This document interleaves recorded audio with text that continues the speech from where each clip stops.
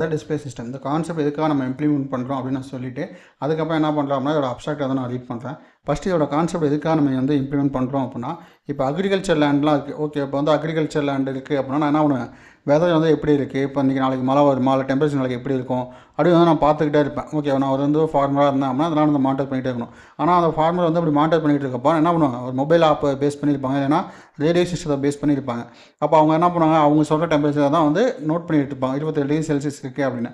அப்போ அது என்ன ஆகும், டிஸ்ட்ரிக்ட் லெவலில் தான் அப்டேட் பண்ணுவாங்க தவிர அந்த பர்டிகுலர் வில்லேஜுக்கு வந்து அப்டேட் பண்ண மாட்டாங்க. ஓகே, இப்போ வந்து நான் தஞ்சாவூரில் இருக்கேன். தஞ்சாவூரில் வந்து தஞ்சாவூரோட லோக்கல் டிஸ்ட்ரிக், ஏதாவது தஞ்சாவூர் டிஸ்ட்ரிக்டில் வந்து பார்த்திங்க அப்படின்னா ஒரு 35°C வந்து டெம்பரேச்சர் இருக்குது அப்படின்னா அதில் சம் வில்லேஜஸ்லாம் இருக்கும். அந்த வில்லேஜஸ்க்கு வந்து என்ன டெம்பரேச்சர் இருக்குது அப்படின்னு வந்து அவங்க அப்டேட் பண்ண மாட்டாங்க. அந்த டிஸ்ட்ரிக் என்ன டெம்பரேச்சர் அதான் அப்டேட் பண்ணுவாங்க.